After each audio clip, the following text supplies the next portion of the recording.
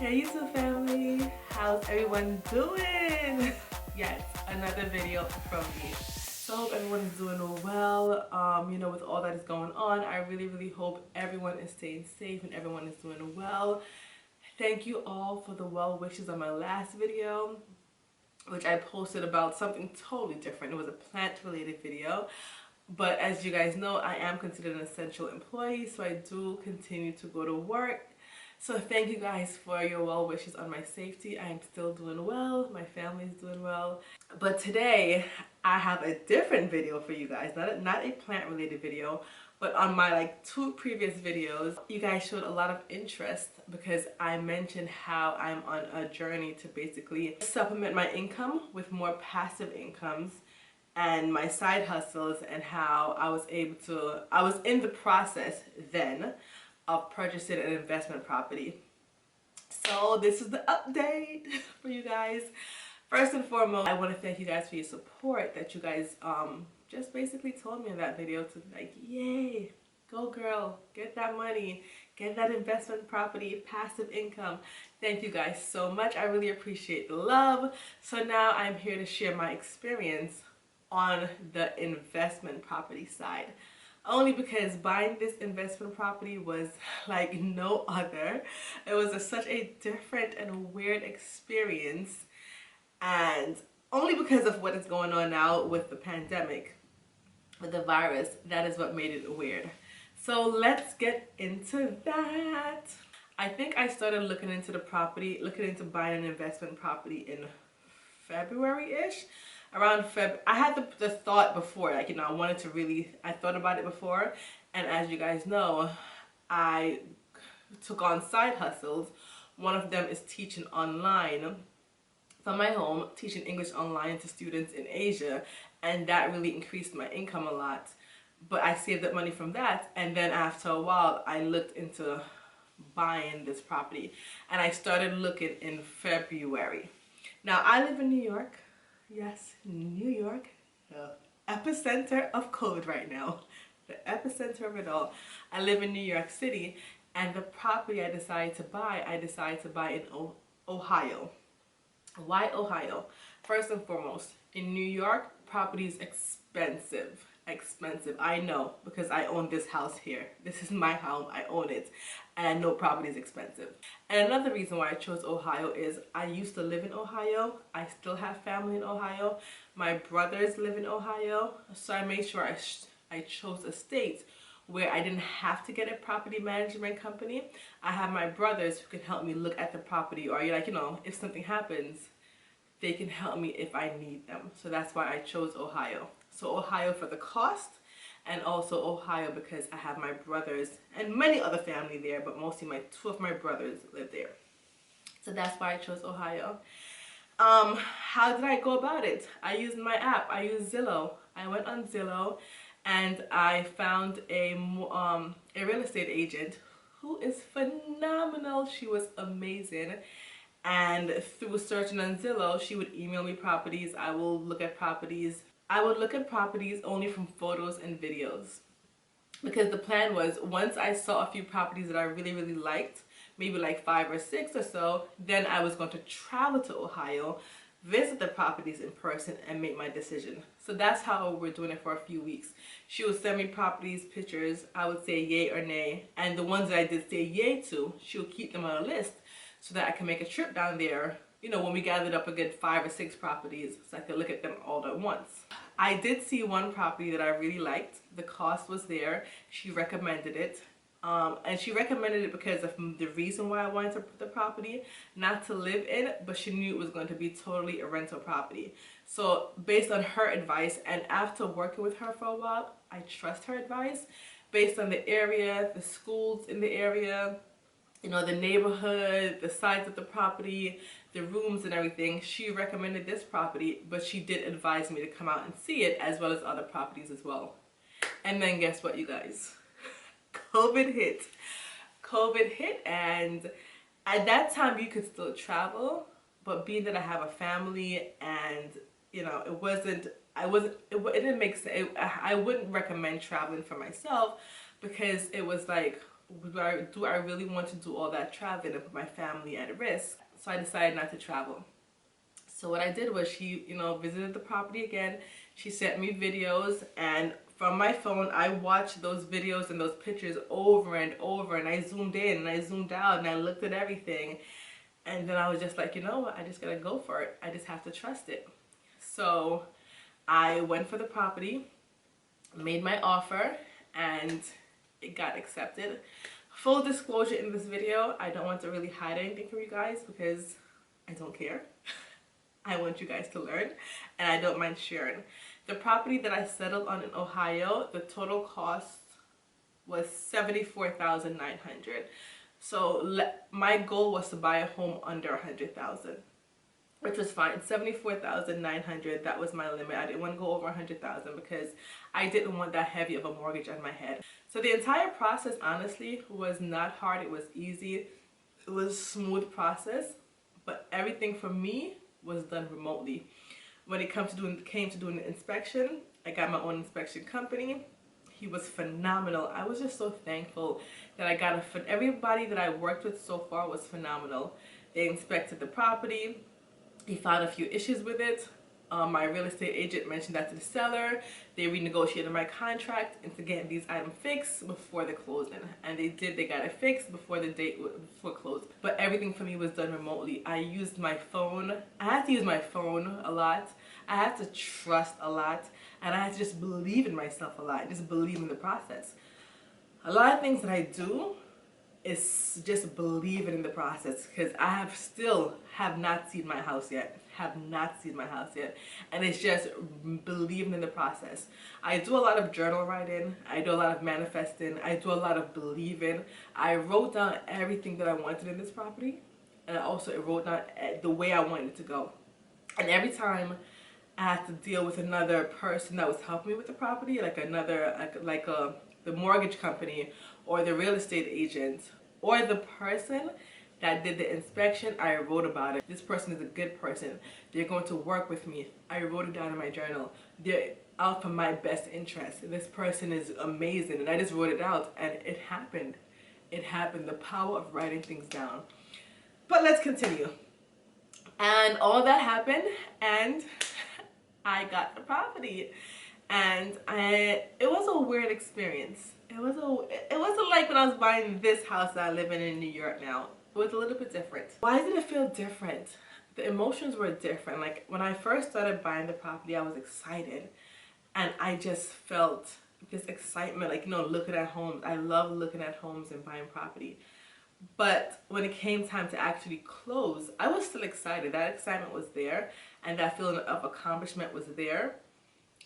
But the fact that I cannot travel to see my home, because at this point now, the virus has escalated and traveling has really just started to just come down, and there was a travel ban at that point. This is in March.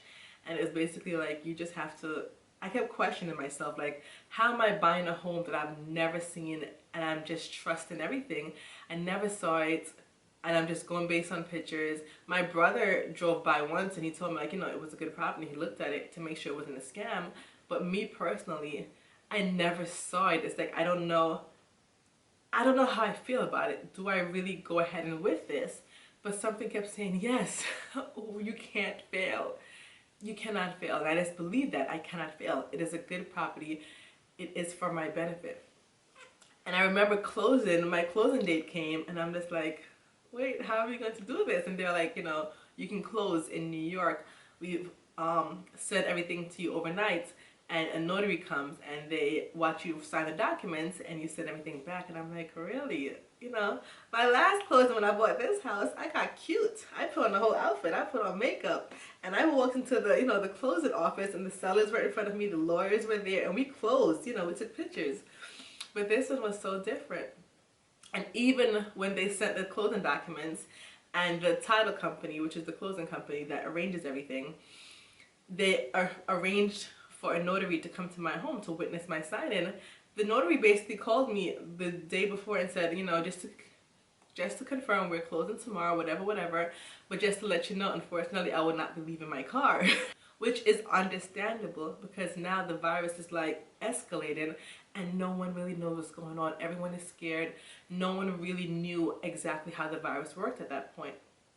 And I was like, I understand. I did not want you in my house anyway, which is my house here in New York, because the closing happened here in the convenience of my home. But I did not want her in my home. And not to be rude, it's just at that point, emotions were high. No one knew what was going on. Everyone was trying to remain protected and safe. And I was happy that she called and said for her safety and for my safety, she'd rather stay in her car. And I said, bet, that's what we're going to do. So the day of closing, March 30th, you know, she called, she said she's outside. I stayed in my house clothes. I had on sweatpants and just a regular t-shirt. And I went on my front porch, because I have a front porch. But first I walked to her car, and she opened her, homegirl was wearing a mask and gloves, and she cracked her window like this much and slid the documents through her car window. I took it, and then I slid her my IDs and everything. She took it, and then she said, you know, I'm going to be watching you.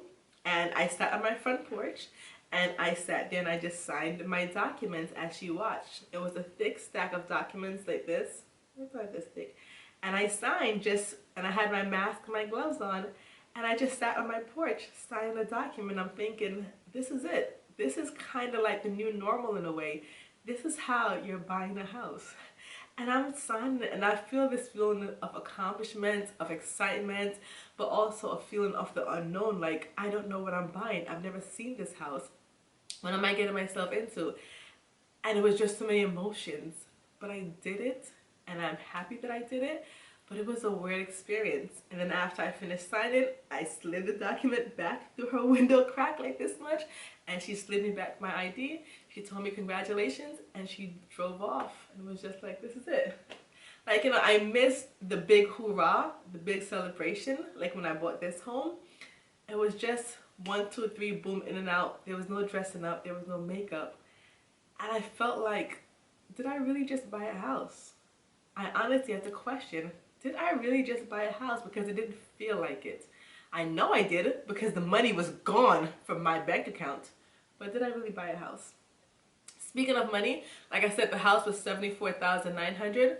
I put 20% down, so I did not give out $74,900 right away. I put 20% down, which was about 15 to 16,000 I put down, and there were other costs associated with closing costs, these title company fees, all these different fees.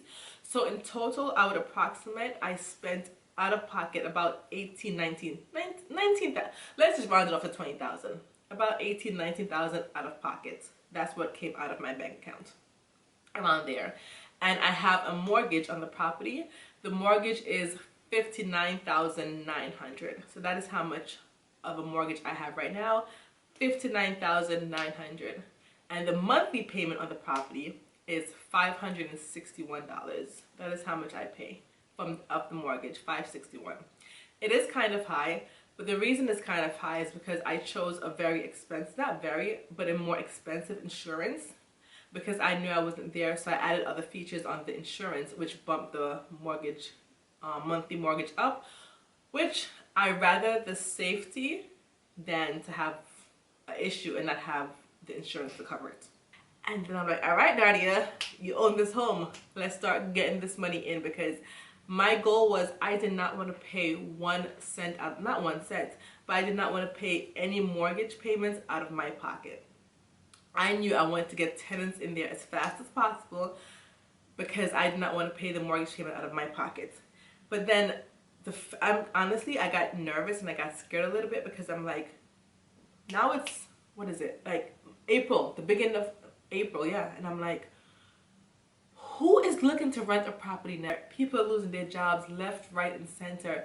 And I began to get nervous, you guys, because I'm like, I just bought this house. And the plan was to supplement my income with another stream of income, which is passive income. And I did not want to use any of my own money to pay this mortgage payment. And I just kept believing. It's a lot of believing, you guys, and a lot of writing things down. I wrote in my book every single day in my journal the exact thing. You know, my investment property in Ohio is rented out with, and I said it's rented out to a nice family who's going to take care of my home, who's going to pay their rent on time. I wrote everything every single day of how I want this property rented. And then I listed the property. I used an app called Cozy, Cozy, you guys, if you don't know, if you are thinking about renting a property or becoming a property investor, is a lifesaver. It allows you to be it allows you to basically manage your property from a distance, collect rent, take applications, do background check, do credit checks, everything from this app called Cozy. Highly recommend it. Not sponsored. Nothing in this video is sponsored. But that's what I did, and I just kept writing like what I want. I kept believing, and every day I spoke and I acted as if the property was rented. I did. In my head, the property was rented. That's what I believed, and that's how I acted. Even when I do my monthly budget, because every twice a month when I do my budget, I list my different streams of income. I listed this house, not this house, the house in Ohio as a stream of income because in my head it is rented. I have to act, I have to believe, and I have to move as if it has already happened. Not that it's going to happen, but it has already happened. So the way I spoke about it is that I have tenants in it right now. The way I wrote about it is that I have tenants in it right now. They weren't there, but I believed it and I acted like they were there and I pretended that they were there. My first mortgage payment was this month, May 1st. The mortgage was due May 1st. And I kept saying in April, I have tenants in there. Did I have tenants? No. But I believed that I had tenants in there because I knew when May came, I am not paying any money out of pocket. That money to pay that mortgage, that $561, is coming from the tenants that I had in there. And lo and behold, I had one lady that applied. I wasn't really, and I'm like, crap. A part of me wanted to just rent her anyway because I just wanted to get the property rented and not wait because I was scared that no one else wanted to rent the property because, you know, people are losing their jobs. But something kept saying, nah, son, nah, Nadia, nah, this is not, doesn't make sense. Think about it more. And then a few days later, a guy emailed me. He wanted information about the property. And lo and behold, I just felt a better feeling about him. It was him and his brother. And lo and behold, they visited the property. They loved the property. They wanted to move on it quick. They both had jobs that I felt, because that was one thing I considered. Not only do you have a good credit and good income, but what is going on now, right? With COVID-19, would your job sustain the test of time? For example, both brothers, one works as in FedEx. People are shipping things like crazy right now. So I felt confident with his job at FedEx that he'll still be there for a while. I know other factors can influence him getting fired or something, but you know, granted, given that he had good credit and everything else. But not only that, the other brother works computer tech, something tech computer. Think about it. That jobs like that, I'm more confident that they will sustain the test of time in this climate right now. So lo and behold, good news, I got the property rented. I was so thankful. They loved the home. My brothers helped me a lot in Ohio, so big shout out to them, you know, with taking the guys to see the property, changing the locks and everything. But they moved in around April 29th, and my first mortgage payment was paid by the tenants.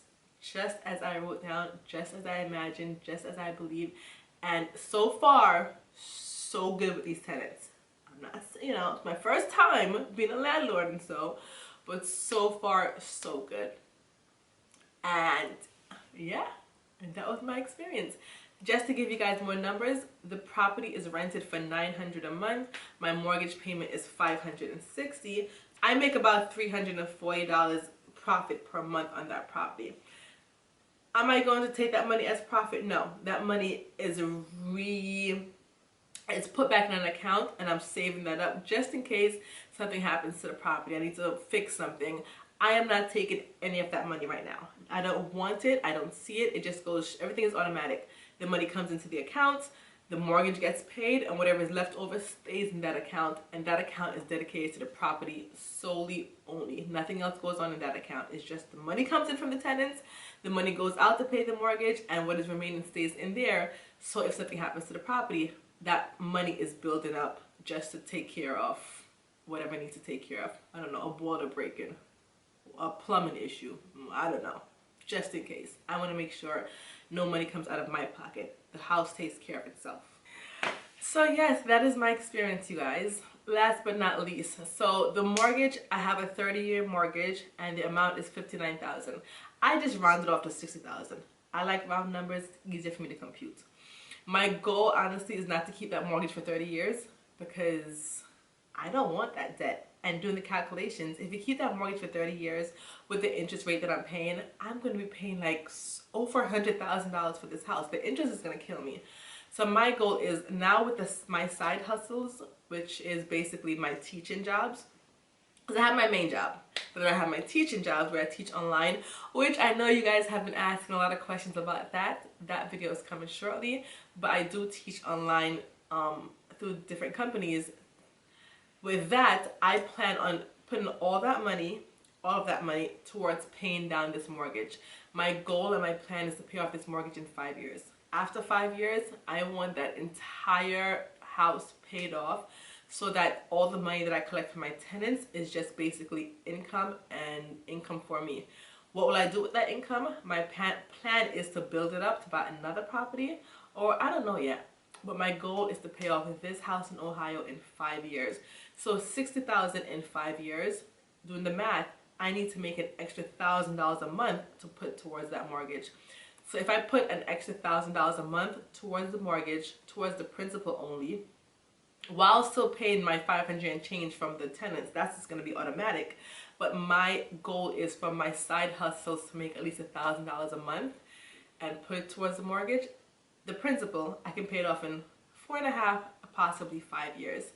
Can I make $1,000 a month? Yes, I've done it before. I tried it. I've made over $1,000 a month by teaching on the side online. I have done it. Can I do it now? Yes. I just have to balance my time between my main job, which is in finance, working in the bank. You guys know this. The side hustles, managing my property in Ohio, which I hope, and I'm just, not hoping, but I know it's going to just auto-manage itself. It's just going to take care of itself. The house is perfect. The house is great. The house has no issues. I'm speaking it. I'm believing it. And also now working these side hustles, working them, but also finding time for my family, which is a big thing. I know I'm a workaholic, but it's also important for me to find time for my family to balance it out. And also update you guys, keep up with the social media to update you guys so you guys can do the same as well. Well, that is my goal. And I believe I can make it happen. I definitely can. But like I said, you guys have been asking about teaching online. I will hopefully get that video done as soon as I can. But don't forget, you guys, I have a whole family. I have a whole 3 jobs. And I still have to go to work amidst during this epidemic. I still have to go to my job in the bank. So just be a little bit patient with me. It is coming. But thank you guys so much for watching. I hope this video explains it. I hope this video helps. Like I said, I'm not a financial expert, even though I work in the financial field, so technically I am. But the point of this video was to give you my experience. I am not telling you it is a good idea to buy a house right now during this pandemic. And I am not telling you that it's not a good idea. All I'm sharing is my experience, that I did it, and these are my results. So far it's going good for me, and I believe, and I'm going to speak it, and I'm going to act like it's going to continue to go good for me. But it's just my experience, my story. Take what you may, get inspired, get not inspired. Get inspired in different ways, I don't know. But it's just me telling you my experience of buying a home during this climate, during this difficult, unexpected, no one knows what's going to happen time. So that is what's going on. Thank you guys for watching. The video about my side hustles and my other streams of income is coming soon. And yeah, any questions, leave it in the comment section. I think that is it. I think I answered all of you guys' questions about buying my investment property. And remember, you guys, whatever you're doing in life, whatever it is, speak it, live it, manifest it, believe it, and always, you guys, always enjoy the journey. Bye.